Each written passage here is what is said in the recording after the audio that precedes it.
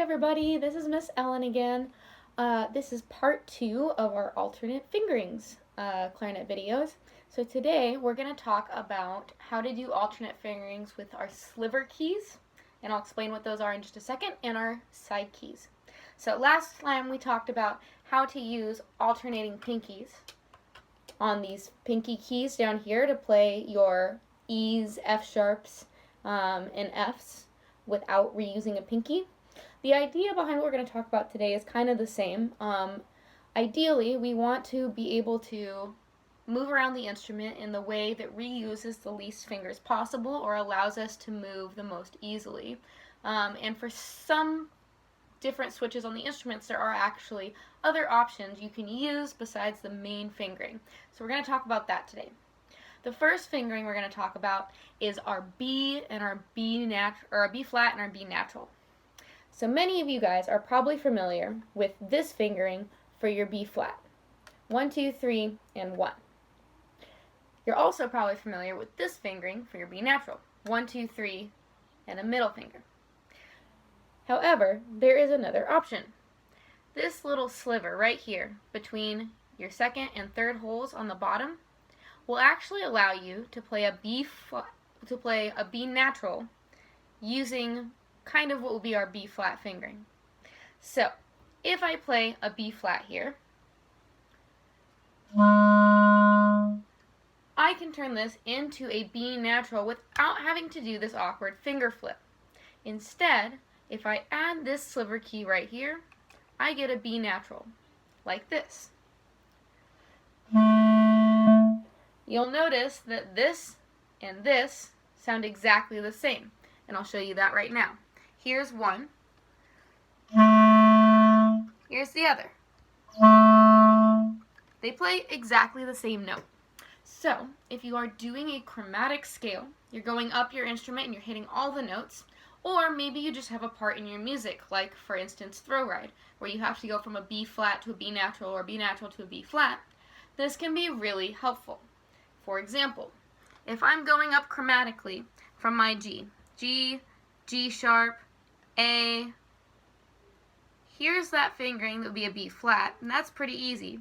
But instead of going to that middle finger, what I would like you to do instead is use the sliver. I'll demonstrate.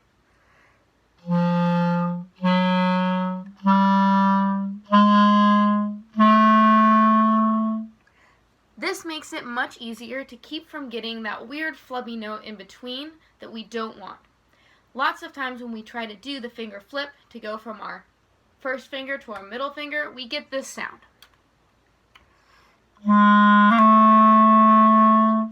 By using the sliver key, we get rid of that sound because we're going directly from one note to another. There's no point where my fingers could be completely off the instrument and create an extra note that I don't want. And I can do this switch much faster than I can do my middle finger, first finger switch. Versus, I'm sure you can tell, but it sounds much cleaner and much nicer. So, the next time you run into a B natural, if it's right after a B flat, or maybe you're just coming from another note and this seems easier to you, give this sliver key a try. Now there's one other sliver key that we can use, and it's on the top joint of our instrument.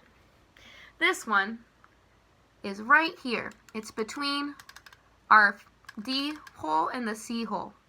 And what this does is it gives us another option for another note as well, the E flat. Now normally, we would play E flat like this, 1 and 2 with our side key. Sometimes though, it's easier to not have to involve this other hand. That's where the sliver key comes in. The sliver key plus the fingers that you would normally use for a D will make the same sound as your E flat key on the side, like this.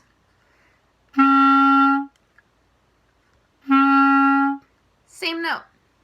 You can either play it with the side key or you can play it with this sliver. Now, for our chromatic scale, if we were going up, say from a C to, let's say, an E, this isn't necessarily the easiest way to do it.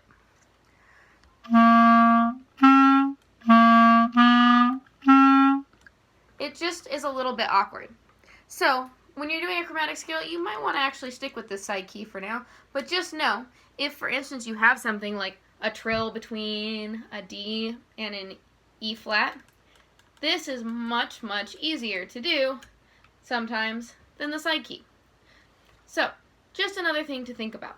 Again, that's the sliver key in the middle and the side key that are interchangeable. Now there's one other alternate fingering I'm going to give you that uses the side keys. This is an alternate fingering for your F sharp. Now F sharp has some of the same problems that the B flat B natural switch does, which is because we're going from front to back, there's actually a moment where we could have no fingers on the instrument as we do the switch, which means we get an extra note we don't want, like this. Or, at some point, both of my fingers could be off the instrument as I do this switch. To solve that problem, you can use an alternate fingering. If you play a regular F with your thumb on the back, and you press down not just the first side key, but the second one as well with this finger, notice how I'm using one finger to press down both keys, you get an F sharp. Sounds exactly the same as the one that we would do with our front finger. Same note.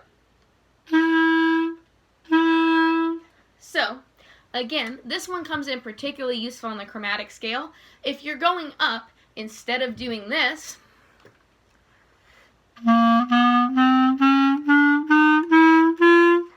try doing it with your two side keys here.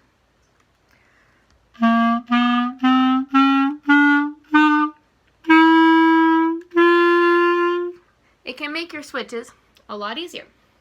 Okay, that's all for now.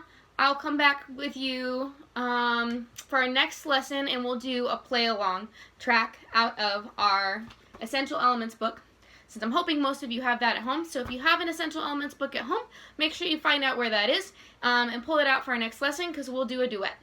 Great, that's all for now, guys. Happy practicing, and I'll see you later.